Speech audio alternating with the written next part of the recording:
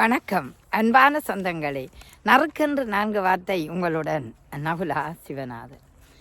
இன்று நாங்கள் என்ன விடயத்தை பேச போகிறோம்னா, இந்த குத்தி குத்தி காட்டல். குத்தி காட்டலும் குறை சொல்லலும் ஒரு மனித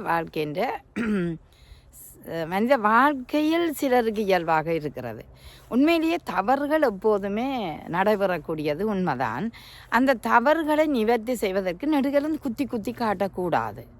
பலர் என்ன செய்கிறார்கள் என்றால், அவர்களின் உணர்ச்சி கோபம் அதை விட அவர்களுக்கு ஒரு மன வருத்தமாக்கும். அப்படி சொல்லி மற்றவர்களை ஏமாற்ற வைக்கிற ஒரு தன்மை கூட இந்த குத்தி காட்டுதல். இது எப்படி நாங்கள் பார்க்குறோம்டா, இப்போ ஒரு குழந்தை ஒரு தவறை விட்டது. உதாரணமாக ஒரு பரீட்சையில் ஃபெயில் விட்டார். அப்போ ஃபெயில் விட்டால் நெடுகளும் நீ இந்த பாடத்தில் ஃபெயில் விட்டுட்டா அந்த தாய் தகப்பன் குத்தி காட்ட அந்த பிள்ளைக்கு நெகட்டிவாக எதிர்மறையாக அந்த நிலை வந்துடும். நான் என்ன இப்படி அவர்கள் செய்கிறார்கள், அப்போ நான் படிக்கக்கூடாது என்ற எதிர்மறையையும் எடுத்துக்கொள்வார்கள். அது மாதிரி ஒருத்தர் நல்ல செயற்பாடை செய்கிறார், அதில் உனக்கு உடன்பாடு இல்லை என்றால் விலத்தி கொள்ளலாம். அதுக்காக செய்கிறவரை குத்தி காட்டி பிழை தவறு என்று சொல்லிக்கொண்டு இருந்தால் அந்த செய்கிறவற்ற மனநிலை பாதிக்கப்படும். அது பொதுவாக உளவியல் ரீதியாக பார்த்தோம்னா அவருக்கு ஒரு கவலை, ஒரு ஏக்கம் வரும். இது என்ன, நான் இவ்வளவு அழகாக செய்கிறேன், ஏன் இவர் இப்படி என்று சொல்கிறார். இப்போ ஒருத்தர் தானே சொல்கிறார், 9 பேர் நல்லதாகத்தான் சொல்லுகிறார்கள். அந்த நியாயம் தேடுற பழக்கம் அவர்களுக்கு இருக்கிறது. தங்களுடைய நியாயத்தை தாங்கள் சொல்லணும் என்று நினைக்கிறார். அது நியாயம் என்றால் அது பிழையான நியாயமாயும் இருக்கும். அதை சீர்தூக்கி பார்க்காமல் சொல்கிற தன்மை எங்களிடம் பலரிடம் இருக்கிறதை காணக்கூடியதாக இருக்கிறது. அடுத்தது இந்த மாற்றம் என்று சொல்லுகிறார்களோ என்னவோ தெரியல, ஒப்பிட்டு பார்க்குற மற்றவரை. இப்போ ஒரு தலைப்பு கொண்டு ஒரு நிகழ்ச்சியை செய்கிற ஒரு தொகுப்பாளரை மற்றவை இப்படி கொண்டு வந்தவை மற்றவை இந்த தலைப்பை ஒப்பிட்டு பார்க்குற தன்மையை எப்போதுமே நாங்கள் விட வேணும்.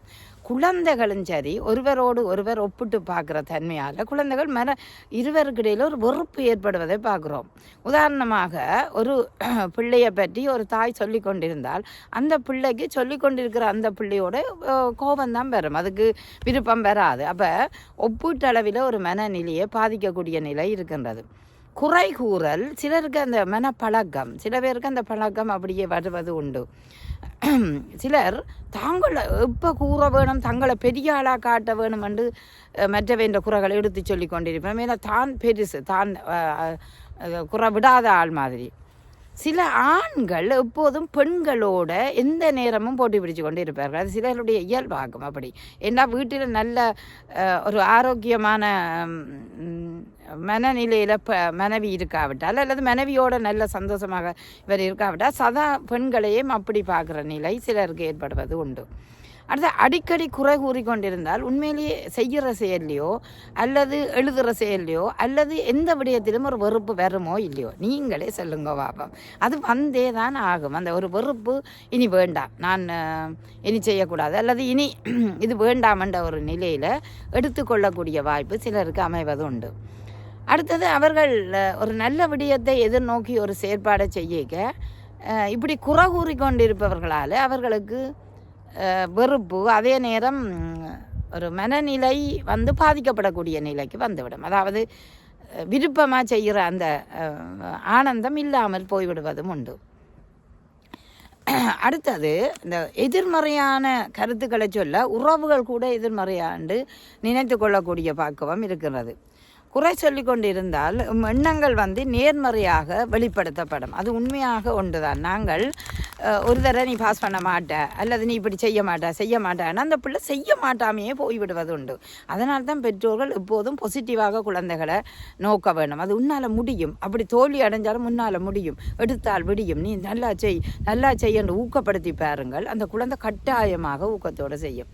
அப்போ இங்கே என்ன நடைபெறுகிறேன்டா, ஒரு செயற்பாடை செய்யும் போது ஊக்கப்படுத்தணும். அதாவது ஒருவருக்கு பாராட்டு ஊக்கத்தை கொடுத்து அவர்களை இப்படி செய்யலாம் என்ற ஒரு அணுகுமுறையை நீங்கள் செய்து பார்த்தால் அதில் வெற்றி இருக்குது. ஆதலால் குத்தி காட்டுவதும் குறை சொல்வதும் எப்போதும் நல்லதில்லை. அதை நிறுத்தி கொள்ளுங்கள். குறை சொல்லக்கூடாது பாப்பாண்டே பாரதியாரை கூட பாடியிருக்கிறார். அல்லது ஒரு பிள்ளையை வையாதே பாப்பாண்டே சொல்லியிருக்கிறார்.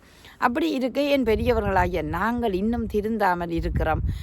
அப்படி பார்க்க பெரியவர்களும் பெரியவர்களை குத்தி காட்டுவது நல்லதில்லை. நீங்கள் யாரையும் அப்படி குத்தி காட்டாதீர்கள். அது அவர்களுடைய மனநிலையை பாதிக்கும். அப்படி பாதிக்கிறது உங்களுக்கு சந்தோஷமாக இருக்கிறதா? நீங்கள் குத்தி குத்தி சொல்லிட்டு அடுத்த நாள் யோசிச்சு பாருங்கள், அது நல்லதாக இருக்குமா? இல்லை.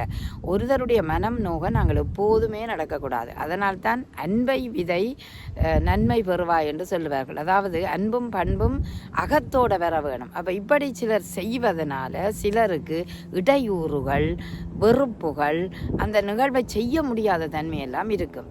எனவேதான் அன்பான உறவுகளே, நீங்களும் உங்கள் குடும்பத்தோட செய்கிற நிகழ்வுகளில் சரி, உறவுகளை இணைத்து கொள்வது எப்போதும் சிறப்பு என்றது ஆரோக்கியமானது.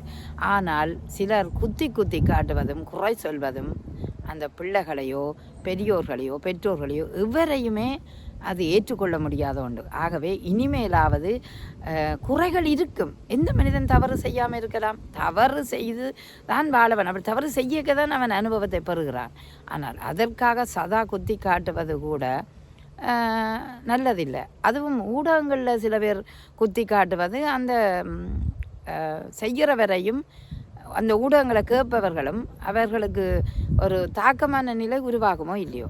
ஆகவே தான் மிக கவனமாக குறைய கூறிக்கொண்டிருங்காதல் நிறைவை கூறுங்களாம். நிறைவை கூற எவ்வளவு சந்தோஷமாக இருக்கும். அப்படி நிறைவை கூறி பாருங்கள், அது என்றும் ஆரோக்கியமாக இருக்கும் என்று கூறிக்கொண்டு, நேயர்களே, இதை கேட்டுக்கொண்டிருக்கிறீர்கள். நீங்கள் இந்த